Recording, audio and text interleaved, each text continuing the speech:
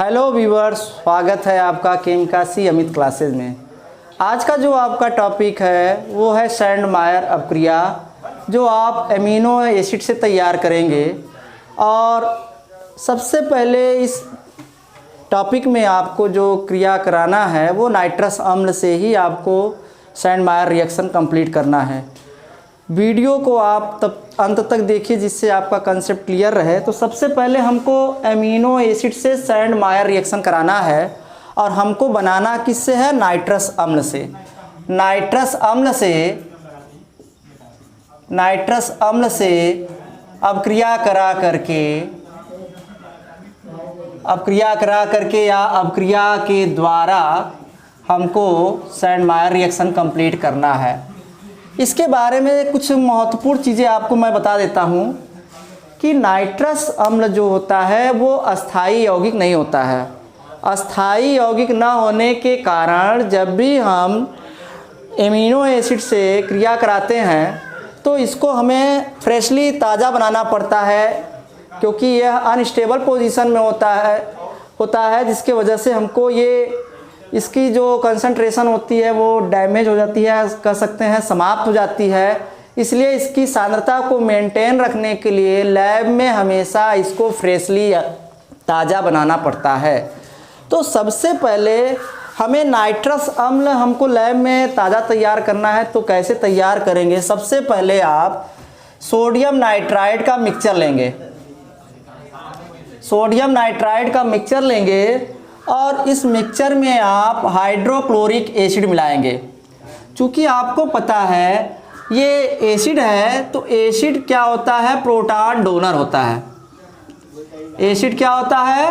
Proton donor होता है। तो ये प्रोटॉन देता है, ये प्लस पे आता है और ये माइनस पे आता है। तो चूँकि प्रोटॉन इसलिए एसिड देता है क्योंकि यहाँ पे जो Cl है ये मोर इलेक्ट्रोनेगेटिव होने के कारण हाइड्रोजन एटम का भी इलेक्ट्रॉन अपनी ओर खींच लेता है और जिसके कारण इसके पास एक भी इलेक्ट्रॉन नहीं बचता। अतः प्रोटॉन स्वतंत्र अवस्था में नहीं होता है और इसको अपने स्टेबल पोजीशन लाने के लिए 2 इलेक्ट्रॉनों की ज़रूरत पड़ती है। और चूँकि NO2 पे नाइट्राइड पर एक लोन पेयर इलेक्ट्रॉन होता है, यह एक लोन पेयर इलेक्ट्रॉन इसको देता है। अब चूँकि यहाँ पर क्लोरीन मोर इलेक्ट्रोनेगेटिव है और सोडियम मोर इलेक्ट्रोपॉजिटिव है, तो यह सोडियम धनायन Cl ऋणायन से क्रिया करके नमक का निर्माण करता है, साल्ट का निर्माण करता है और यह आपका नाइट्रस अम्ल का निर्माण करता है। इस प्रकार से हमको नाइट्रस अम्ल मिलता है और हमको साल्ट के रूप में नमक मिलता है। और जो नाइट्रस अम्ल हमको मिलता है वो फ्रेशली मिलता है, क्योंकि यह अनस्टेबल पोजीशन में होने के कारण इसको लैब में सदैव फ्रेश बनाना पड़ता है। अब इसके आगे, अब चूंकि हमारा नाइट्रस अम्ल तैयार हो गया है और इस नाइट्रस अम्ल को हमें एमीन से क्रिया करा करके ही सैंडमायर रिएक्शन को कंप्लीट करना है। लेकिन इसकी कुछ इम्पॉर्टेंट फैक्ट्स ये है कि जब भी हम नाइट्रस अम्ल से क्रिया कराएंगे, एमीन की जो कंपाउंड यूज करेंगे वहाँ पर प्राथमिक एमीन का ही प्रयोग करना पड़ता है। डाईएजोनियम क्लोराइड बनाने के लिए हमको प्राथमिक एमीन की आवश्यकता पड़ती है, न कि द्वितीयक या तृतीयक एमीन की आवश्यकता पड़ती है। तो सबसे पहले हमें पता कैसे चलेगा कि प्राइमरी एमीन किसको कहते हैं, सेकेंडरी एमीन या टर्शियरी एमीन किसे कहते हैं? अगर एमीन ग्रुप के साथ एक एल्किल ग्रुप जुड़ा हो तो वो 1 डिग्री एमीन होता है। यदि एमीन ग्रुप के साथ 2 एल्किल ग्रुप जुड़ा हो तो उसको 2 डिग्री कहते हैं। यदि एमीन के साथ 3 एल्किल ग्रुप जुड़ा हो तो 3 डिग्री एमीन कहते हैं। अतः हमको नाइट्रस अम्ल की क्रिया जो है 1 डिग्री एमीन से कराना है। तो सबसे पहले आप 1 डिग्री एमीन ले लीजिए। यह आपका 1 डिग्री एमीन है जिसको आप प्राथमिक एमीन के नाम से जानते हो। चूँकि यहाँ पर एमीन के साथ एक एल्किल ग्रुप जुड़ा है इसलिए ये 1 डिग्री एमीन होगा और हमको फ्रेशली नाइट्रस अम्ल तैयार करना है। अतः यह नाइट्रस अम्ल से इसको क्रिया कराना पड़ेगा। और नाइट्रस अम्ल हमको तब मिलेगा हम जब सोडियम नाइट्राइड प्लस हाइड्रोक्लोरिक अम्ल के साथ क्रिया कराएं, जिससे हमको जो है नाइट्रस अम्ल मिलता रहे। और इस तरह से जब नाइट्रस अम्ल की क्रिया 1 डिग्री एमीन से कराते हैं तो हमें जो कंपाउंड मिलता है वो एल्किल डाईएजोनियम क्लोराइड मिलता है। यहाँ पर इसको डाईएजोनियम क्लोराइड इसलिए बोलता है क्योंकि यहाँ पे नाइट्रोजन की संख्या 2 है, इसलिए यहाँ पे इसको डाई शब्द का प्रयोग करेंगे, और नाइट्रोजन की संख्या इसलिए इसको डाईएजो बोलेंगे, और चूंकि इस पे चार्ज है तो इसमें हम सफिक्स ईएम का प्रयोग करेंगे, अतः यह डाईएजोनियम होगा, और साथ में Cl- जुड़ा है इसलिए इसको हम डाईएजोनियम क्लोराइड, और पूरा नाम इसका जो होगा एल्किल डाईएजोनियम क्लोराइड होगा। इस प्रकार से इसमें कुछ मात्रा में वाटर मिलता है, और जब हम यहाँ पे जल अपघटन कराएंगे तो चूंकि जल में अम्ल की सांद्रता और क्षार की सांद्रता दोनों होने के कारण ये अम्ल के सिंबल H+ को देता है, जबकि क्षार के सिंबल को OH- को देता है। और जब इसका अपघटन हम कराते हैं तो यहाँ पे नाइट्रोजन गैस फ्री होती है। नाइट्रोजन गैस इसलिए फ्री होती है क्योंकि यहाँ पर हम एंट्रोपी सपोर्ट लेते हैं। एंट्रोपी मीन्स होता है अव्यवस्था, यानी इस कंपाउंड में जब हम असिस्टम बनाएंगे या अव्यवस्थित इसको करेंगे तो सबसे ज़्यादा विसरण दर नाइट्रोजन गैस की होती है, इसलिए सबसे जल्दी ये फ्री होगी। इसलिए यहाँ पे हमने किसका सपोर्ट लिया? एंट्रोपी का। एंट्रोपी सपोर्ट के कारण ये पूरा कंपाउंड अव्यवस्थित हुआ, और नाइट्रोजन गैस की विसरण दर अधिक होने के कारण इसमें नाइट्रोजन गैस फ्री होती है, और हमको कंपाउंड जो मिलता है RCl। यहाँ पर आप ध्यान दीजिए, ये जो कंपाउंड हमको मिला है, सबसे पहले नाइट्रोजन पे चार्ज क्या है? प्लस बताता है कि इसका जो है ऑक्टेट कंप्लीट नहीं है। जब ऑक्टेट इसका कंप्लीट नहीं है, इसका मतलब इसको ऑक्टेट कंप्लीट करने के लिए 2 इलेक्ट्रॉन चाहिए, और नाइट्रोजन एल्किल यानी कार्बन की अपेक्षा मोर इलेक्ट्रोनेगेटिव होने के कारण इसके बॉन्ड को क्लीवेज करके दोनों इलेक्ट्रॉन अपनी ओर खींचता है, जिससे नाइट्रोजन गैस फ्री होता है, और जो प्लस चार्ज नाइट्रोजन पे था वो चार्ज आ जाता है आपका एल्किल ग्रुप पे। तो ये प्लस वाला माइनस वाले के साथ क्रिया करके एल्कोहल बना लेता है, और यहाँ पर जो Cl- है वो आपका हाइड्रोजन प्लस से क्रिया करके हाइड्रोक्लोरिक एसिड को प्रोडक्ट के रूप में तैयार करता है। आप इसका स्क्रीनशॉट ले लीजिए। अभी आपने 1 डिग्री एल्किल एमीन का देखा, अब हम एरिल एमीन लेते हैं 1 डिग्री। तो सबसे पहले आप 1 डिग्री एरिल एमीन ले लीजिए। यहाँ पर आप ध्यान दीजिए कि अगर एमीन में नाइट्रोजन के साथ 2 हाइड्रोजन जुड़े हों, जिस कार्बन के साथ एमीन समूह में नाइट्रोजन एटम के साथ हाइड्रोजन के 2 परमाणु जुड़े हों, तो उनको हम 1 डिग्री एमीन कहते हैं। और इसकी क्रिया हमें नाइट्रस अम्ल से करानी है, लेकिन नाइट्रस अम्ल हमें तब प्राप्त होगा जब हम ऑलरेडी मिक्सचर के रूप में सोडियम नाइट्राइट लेंगे प्लस HCl का मिक्सचर लेंगे, जिससे दोनों के मिक्सचर के कारण हमको फ्रेश जो है नाइट्रस अम्ल मिलता रहे। और इस नाइट्रस अम्ल से जब हम इसकी क्रिया कराएंगे 1 डिग्री एरिल एमीन का, तो जो हमको कंपाउंड मिलेगा वो मिलेगा बेंजीन डाईएजोनियम क्लोराइड। अब यह जो है, ये रिंग जो है, ये पूरा बेंजीन है आपका, इसको हम बेंजीन बोलते हैं। और यहाँ पे नाइट्रोजन के साथ 2 अणु दिखाया गया है, इसलिए इसको डाई बोलेंगे, और नाइट्रोजन के लिए हम वर्ड यूज करेंगे डाईएजो। नाइट्रोजन पे पॉजिटिव चार्ज होने के कारण इस पे नियम शब्द का प्रयोग करेंगे, और साथ में क्लोराइड आयन जुड़ा है, तो इसलिए हम यहाँ पे बोलेंगे बेंजीन डाईएजोनियम क्लोराइड। अब यहाँ पर इसको हमें जो है इसकी क्रियाविधि समझानी है। अब इसकी चालू है, अरे यार हमने ऐसे बोल दिया। अब इसकी हम क्रियाविधि समझते हैं। सबसे पहले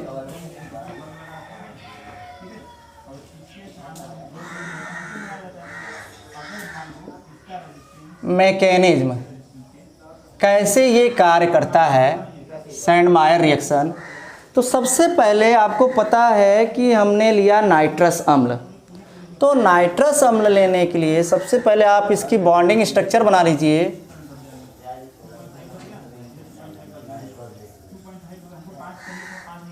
ठीक है, यहाँ पर नाइट्रस अम्ल में जो है आप ध्यान दीजिए कि ऑक्सीजन एटम पे 2 लोन पेयर इलेक्ट्रॉन है, लेकिन ये नाइट्रस अम्ल आप मिक्सचर से बनाते हैं, इसमें थोड़ा हम एसिड की सांद्रता बढ़ाते हैं, तो आपको पता है कि एसिड H+ और Cl- के रूप में ब्रेक होती है। तो जब ये ब्रेक होती है तो सबसे पहले आपको ध्यान दीजिए कि यहाँ पर प्रोटॉन जो है कभी भी स्वतंत्र अवस्था में नहीं रहता है, और प्रोटॉन को ग्रहण करने की क्षमता या तो बेस के अंदर होती है या तो ऐसे एटम के पास होती है जिनके पास लोन पेयर इलेक्ट्रॉन प्रेजेंट हो। तो यहाँ पे सबसे ज़्यादा लोन पेयर इलेक्ट्रॉन ऑक्सीजन पे प्रेजेंट है, तो ये ऑक्सीजन अपना एक लोन पेयर इलेक्ट्रॉन इस प्रोटॉन को दे करके प्रोटॉन के साथ बॉन्ड फॉर्मेशन करता है, और बॉन्ड फॉर्मेशन के साथ जो कंपाउंड बनाएगा वो आपका इस तरह से बनाएगा O। चूँकि ऑक्सीजन ने अपना एक लोन पेयर प्रोटॉन को दिया इसलिए ऑक्सीजन पे चार्जेस प्लस आएगा, और चूँकि इसने अपना एक लोन पेयर इलेक्ट्रॉन प्रोटॉन को दिया इसलिए ये इसके साथ क्या करेगा, बॉन्ड फॉर्मेशन कर लेगा, और बॉन्ड फॉर्मेशन करने के साथ अब आप ध्यान दीजिए कि ये जो कंपाउंड बनाएगा, तो आपको मालूम है कि जो भी कंपाउंड ये बना है अभी भी इस पर कंपाउंड पे आवेश है, इसका मतलब ये कंपाउंड स्टेबल नहीं है। लेकिन आपको ये भी अच्छी तरह से पता है कि जल जो है एक अच्छा लिविंग ग्रुप है, water is a good leaving group. तो जब water is a good leaving group तो ये आसानी से क्या होगा, निकल जाएगा। Water is good leaving group लिख लीजिए, गुड लिविंग ग्रुप। और जब ये अच्छा गुड लिविंग ग्रुप होने के कारण सबसे पहले ऑक्सीजन को अपना चार्जेस हटाना है। ये चार्ज तब हटेगा जब ये अपना एक जोड़ी इलेक्ट्रॉन प्राप्त करेगा। आपको मालूम है कि oxygen is more electronegative than nitrogen atom, और ये अच्छा गुड लिविंग ग्रुप है, तो ये दोनों इलेक्ट्रॉन जो है बॉन्ड क्लीवेज करने के बाद दोनों ये प्राप्त कर लेता है और वाटर के साथ निकल जाता है। तो जो हमें प्राप्त होता है संरचना वो इस तरह से प्राप्त होती है। चूँकि यहाँ पर नाइट्रोजन का जो है, नाइट्रोजन का भी इलेक्ट्रॉन ऑक्सीजन की ओर शिफ्ट हुआ है, तो जो प्लस ऑक्सीजन पे था वो प्लस आ जाता है नाइट्रोजन पे, इसलिए एज ए इलेक्ट्रोफिलिक के रूप में ये कार्य करता है। और इस कंपाउंड को हम नाइट्रोसोनियम के नाम से भी जानते हैं। नाइट्रोसोनियम, हमें कुल मिलाकर के नाइट्रोसोनियम प्राप्त हुआ। अब इसी नाइट्रोसोनियम से क्रिया को हम आगे बढ़ाएंगे। अब यहाँ पे नाइट्रोसोनियम की क्रिया, इसी सबसे महत्वपूर्ण पॉइंट जो होता है नाइट्रोसोनियम, क्योंकि नाइट्रोसोनियम को जब हम कन्वर्ट कर लेते हैं तब हम प्राथमिक एमीन से इसकी क्रिया कराते हैं। तो सबसे पहले हम 1 डिग्री एमीन लेते हैं, और आपको मालूम है कि एमीन में नाइट्रोजन एटम के पास एक लोन पेयर इलेक्ट्रॉन होता है, अतः यह न्यूक्लियोफिलिक के रूप में कार्य करता है। लेकिन यहाँ पे जो नाइट्रोसोनियम हमको मिला है वो एज ए इलेक्ट्रोफिलिक यानी इलेक्ट्रॉन रागी के रूप में प्राप्त हुआ है। इसको हम इस तरह से ले लेते हैं। अब इस इलेक्ट्रोफिलिक को जो है 2 इलेक्ट्रॉन की आवश्यकता है, और 2 इलेक्ट्रॉन इसको जो नाभिक रागी जिसके पास लोन पेयर हो वही दे सकता है। तो ये अपना एक लोन पेयर इलेक्ट्रॉन उठा के नाइट्रोजन एटम को देता है, और नाइट्रोजन एटम को देने के कारण नाइट्रोजन का जो है बॉन्ड फॉर्मेशन वो नाइट्रोजन एटम के साथ होता है। लेकिन जो चार्ज प्लस नाइट्रोजन एटम पे था वह जिसने इलेक्ट्रॉन इसको दिया वह चार्ज अब उसके ऊपर चला जाएगा, क्योंकि उसके इलेक्ट्रॉन डेंसिटी में कमी आती है। तो जो हमारा कंपाउंड मिलता है वो इस तरह से प्राप्त होता है, R बॉन्ड N। अब N के साथ 2 हाइड्रोजन जुड़े हैं और इसकी बॉन्डिंग N के साथ हो गई और डबल बॉन्ड। अब चूंकि यहाँ पे नाइट्रोजन पे चार्जेस क्या आ गया, प्लस आ गया। तो थोड़ा हमको इस रिएक्शन को समझने की आवश्यकता है कि यहाँ पर हम इसको, इस संरचना को इस तरह से भी लिख सकते हैं, R bond N bond H bond H plus charge bond N double bond O। यहाँ पे हमें कुल मिलाकर के प्रोटोनेशन की ज़रूरत है, प्रोटॉन ट्रांसफ़र की। यहाँ पे आप प्रोटोनेशन कर लीजिए, आप प्रोटॉन ट्रांसफ़र कर लीजिए। अब यहाँ पे थोड़ा सा आप ध्यान दीजिए कि ऑक्सीजन जो है यहाँ पर हाइड्रोजन को अपनी ओर खींचता है यार, क्योंकि सबसे ज़्यादा एटम की जो साइज का डिफरेंस है इस कंपाउंड में, सबसे ज़्यादा डिफरेंस ऑक्सीजन और हाइड्रोजन के बीच है, तो जितना ज़्यादा डिफरेंस होता है वो उतना ज़्यादा अपनी ओर आकर्षित करता है। तो यहाँ पे ये इसको तभी खींचेगा जब ये पाई बॉन्ड ब्रेक करके दोनों इलेक्ट्रॉन अपनी ओर खींचेगा, और जैसे ये खींचेगा इलेक्ट्रॉन अपनी ओर पाई का, इस पे चार्ज माइनस आ जाएगा, और यहाँ नाइट्रोजन अपनी भूख शांत करने के लिए सबसे पहले ये हाइड्रोजन का बलिदान लेता है। तो जैसे ये हाइड्रोजन का बलिदान करता है तो ये इलेक्ट्रॉन इसको खींच लेता है, जिसके कारण इस पे माइनस चार्ज आता है, और चूंकि हाइड्रोजन का इलेक्ट्रॉन नाइट्रोजन की ओर शिफ्ट होता है तो इस पे प्लस आ जाता है, और ये प्लस और माइनस एक दूसरे की ओर आकर्षित हो जाते हैं, और जो हमें कंपाउंड मिलता है वो इस तरह से मिलता है, R bond N H bond N bond OH, इस तरह से कंपाउंड बनता है, और नाइट्रोजन को अपना लोन पेयर इलेक्ट्रॉन बन जाता है। इसका स्क्रीनशॉट लीजिए। अब यहाँ पर आपने देखा कि जब प्रोटॉन ट्रांसफर करके ऑक्सीजन हाइड्रोजन को अपने साथ या प्रोटॉन को अपने साथ जोड़ता है, तो यहाँ नाइट्रोजन का जो है 2 इलेक्ट्रॉनों की कमी होने के कारण इस पे चार्ज प्लस आ जाता है। अब यहाँ पर आपको थोड़ा ध्यान देना है, इस क्रिया को हमें आगे बढ़ाना है। जो हमारा कंपाउंड बना है R bond N bond H, इसके पास एक इलेक्ट्रॉन आ गया है, या इसको आप माइनस के रूप में भी ले सकते हैं, तो N। अब देखिए यहाँ पर N पे जो चार्ज है वो प्लस चार्ज है, और साथ में यहाँ पर क्या है, OH है। अब थोड़ा ध्यान दीजिए, यहाँ पर ये कंपाउंड हमारा अनस्टेबल है क्योंकि नाइट्रोजन पे पॉजिटिव चार्ज है, नाइट्रोजन को 2 इलेक्ट्रॉन चाहिए, और यहाँ पे इसके बगल वाले नाइट्रोजन के पास 2 एक्स्ट्रा इलेक्ट्रॉन है। जैसे ये 2 एक्स्ट्रा इलेक्ट्रॉन इसमें शिफ्ट करेगा तो जो हमारा कंपाउंड बनेगा वो R bond N double bond N। अब यहाँ पे थोड़ा आप ध्यान दीजिए, N बॉन्ड OH, जैसे इसने अपना इलेक्ट्रॉन डाल दिया यहाँ पर, तब अब इस रिएक्शन को आपको थोड़ा सा समझने की ज़रूरत है। इस पे चार्ज पूरे पे आ गया पॉजिटिव, तो जब पॉजिटिव चार्ज आ गया है तो आप थोड़ा ध्यान दीजिए कि ये अपने पॉजिटिव चार्ज को क्या करेगा, ख़त्म करेगा। तो ख़त्म कब करेगा भाई, जब इसको प्रोटॉन ये मिलेगा। तो प्रोटॉन जैसे ही इसको ये अपना प्रोटॉन खींचेगा तो इस पे चार्ज क्या आ जाएगा, प्लस, और चूंकि यहाँ पे 2 लोन पेयर इलेक्ट्रॉन है तो ये प्रोटॉन को अपनी ओर क्या करेगा, खींचेगा। तो इस पे जो स्ट्रक्चर इसका कंपाउंड बनेगा R bond N double bond N OH।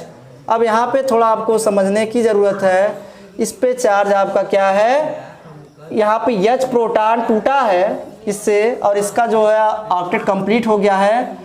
अब यहाँ पे 2 लोन पेयर इलेक्ट्रॉन है, इस प्रोटॉन को ये ऑक्सीजन क्या करेगा, अपना एक लोन पेयर उठा करके देगा, देने की वजह से इस पे चार्ज क्या आएगा, R bond N double bond N bond O bond H bond H। चूंकि इसने अपना एक लोन पेयर इलेक्ट्रॉन दिया, इस पे चार्ज हो गया पॉजिटिव। अब ये क्या करेगा कि ये ऑक्सीजन अपने पॉजिटिव चार्ज को हटाने के लिए नाइट्रोजन के साथ बॉन्ड ब्रेक करके दोनों इलेक्ट्रॉन अपनी ओर खींचेगा, जिसके वजह से जो चार्ज पॉजिटिव ऑक्सीजन एटम पे है वही चार्ज पॉजिटिव नाइट्रोजन पे आ जाएगा। तो यहाँ पे वाटर क्या होगा, रिलीज हो जाएगा, क्योंकि वाटर जो है एक अच्छा गुड लिविंग ग्रुप है। तो हमारा जो कंपाउंड बनेगा R N double bond N, और नाइट्रोजन पे चार्ज पॉजिटिव आ गया, इसलिए इसको बोलेंगे एल्किल डाईएजोनियम। लेकिन हमारा शुरू में जो Cl माइनस बचा था, उस Cl माइनस से ये क्रिया करके हमारा कौन सा कंपाउंड बनाएगा, एल्किल डाईएजोनियम क्लोराइड कंपाउंड बनाएगा प्रोडक्ट के रूप में। ये हमारा प्रोडक्ट बनेगा। इस प्रकार से सेम यही प्रोसीजर आपको जो है आपको एरिल एमीन में भी यूज करना है, और उसकी सहायता से आप सेम प्रोसीजर की सहायता से आप जो है बेंजीन डाईएजोनियम क्लोराइड प्राप्त कर सकते हो। यदि आपको आज का वीडियो अच्छा लगे तो वीडियो को लाइक सब्सक्राइब करिए। धन्यवाद।